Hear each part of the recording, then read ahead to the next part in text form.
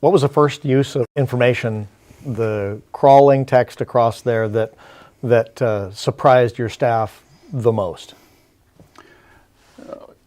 In the beginning, I was the one putting the messages up. And I think the staff were surprised as inmates at some of the things that I put up there.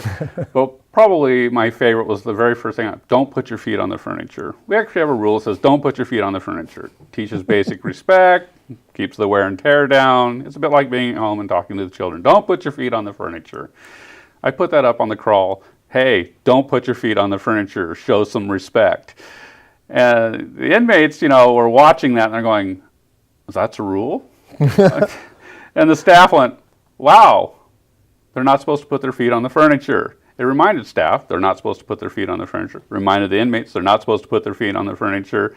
And I noticed over time, a lot less feet were showing up on the furniture, especially when I walked into a housing unit, because I knew they all got the message, because all the feet came off of the chairs.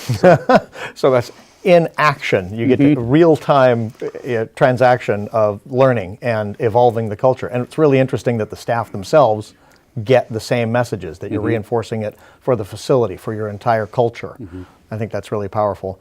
I remember there was an early experience you had with the messaging when the recreation yard got closed.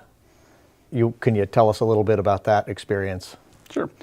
In jails and prisons, graffiti is a daily event, and we battle it because they love to write messages on the wall. Our rec yard is probably one of the most popular areas for these messages to be delivered. It's the early form of text messaging. So they go out there with their pencil and pen and they write a message on the wall for the next unit that comes in, communicating that way. And we would go out there and have inmates scrub it off the wall. We were getting a little frustrated with it. Well, I saw the opportunity to use the TV system to get the message across. And so we terminated the privilege of recreation yard use for the day, and I put it up on the TV, and I was able to tell the entire population of the jail in one moment why the rec yard was closed. What did you say? Because of the graffiti. Yeah. What did you say in the crawl? I put up there, the rec yard is closed indefinitely due to graffiti. And, and it was straightforward, it was simple, they got the message, they understood, and we didn't have to post a flyer, we didn't have to have the staff member run tell every inmate, or explain it. Matter of fact, the deputies didn't have to say anything. The message was clear on the TV and everybody knew.